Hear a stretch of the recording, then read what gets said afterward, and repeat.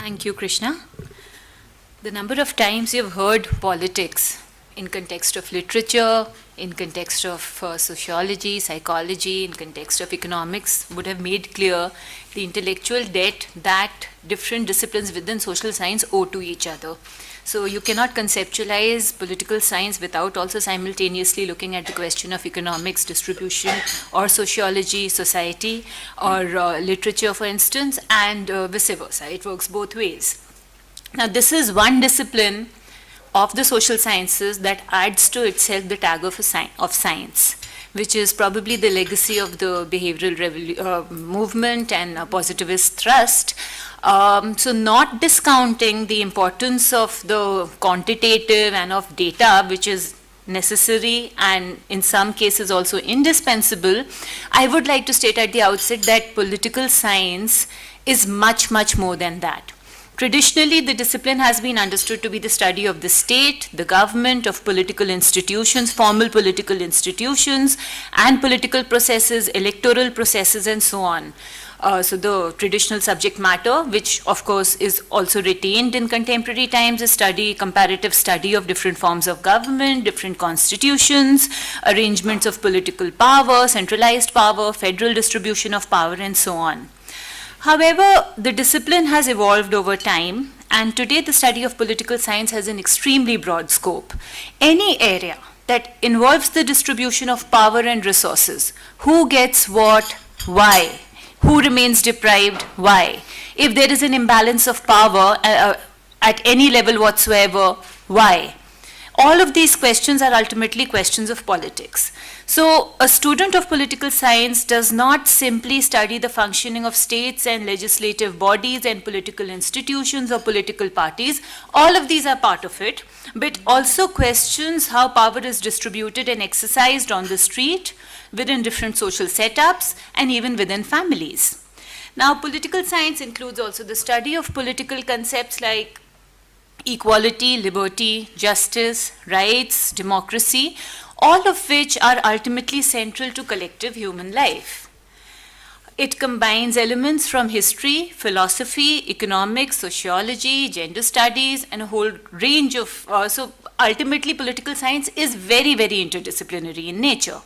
So a student of political science, whether in Delhi University or in any other university, is likely to study a range of courses which would include, I'm just giving an indicative list, political theory, comparative politics, studying different systems, nationalism and colonialism, international relations and law, papers on globalization, papers on Indian and Western political thought, administrative theory, public policy, foreign policy, feminist theory, Indian government and politics of different parts of the world, and so on.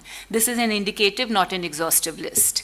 Now, here I would first of all like to talk about three very common misconceptions about political science that I have encountered as a teacher time and again.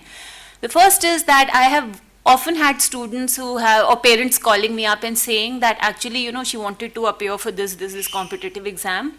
My daughter couldn't crack it this year, so I'm thinking she should go in for some easy option so that she can be enrolled in a college and not waste a year. But at the same time, she should be able to devote all her energies to preparing for that exam. So I thought Pol Science is a very good option. What do you say? So one has to actually disabuse them of the notion and say that it is something that requires extensive, if you want to do it seriously, if you want to do it with passion, it will require extensive reading, it will require full commitment, and it will require your complete mental focus to be able to do justice to the study of politics. In fact, there was one student several years back who had enrolled in the course, and about a month into the course, she came to the teachers and she said that I'm shifting from Pol Science to history. So we said, okay, fine, did you want history in the first place? She said, no, I actually wanted Pol Science, but you just keep debating about concepts and there's no one single definition. At least in history, there will be clarity of what happened, when and how. So we thought, okay, you go there and then you are in for a very rude shock. But there's a very general conception, generally about humanities, that, people can actually, I'm sure, sir, you're horrified at the thought. But there's a general conception that, okay, you take humanity, you take political science, and you can, in the meantime, prepare for whatever competitive exam you needed to sit for in the first place. So, no, if you think it's just a soft, easy option that can be practiced on the side while you're doing more important things, disabuse yourself of the notion. Secondly, it's also considered an irrelevant option by many, that political science doesn't really, add to anything, like it doesn't really add value. Last year, Ukraine banned political science. You can go on the net and just check it, that there's an order of the president saying that political science is no longer going to be taught because it is a pseudo-science with Western overtones that is not in keeping with our national ethos. But what I found particularly interesting was that all the books related to the study of politics were shifted from the general pool to a section that can only now be accessed with special permission. Now the question is that if something is completely redundant and irrelevant, then it can die a slow and unlamented death. It does not have to be banned. So the question of irrelevance is something that has by no means been settled. And third, there's a general idea that the study of political science is extremely dry, it is very far removed from our actual lives, very abstract. Not so. The questions around us, the questions that come into every thinking mind, that the questions that will come into any mind that is trying to engage with the world around it, are in some way or the other also political questions. So if you are looking at the question of why are farmers committing suicide, it's a political question. If you are thinking that why is it that a 16-year-old girl is working in your house washing utensils while your 16-year-old daughter is going to school, it's a political question. If you are thinking about why is it that many women actually drop out of the workforce after having children, it's a political question. If you are looking at the question of why is it that in many houses domestic servants eat, they eat in different utensils than what the family uses, it's a political question. If you are wondering why is it that the contents of a man's fridge inside his home become a subject matter of public debate, it's a political question. So in that sense, when the study of politics is not just about how many houses of, how many legislative bodies there are, or which state has a legislative assembly and council or which doesn't, these are questions that impact our everyday lives on a day-to-day basis.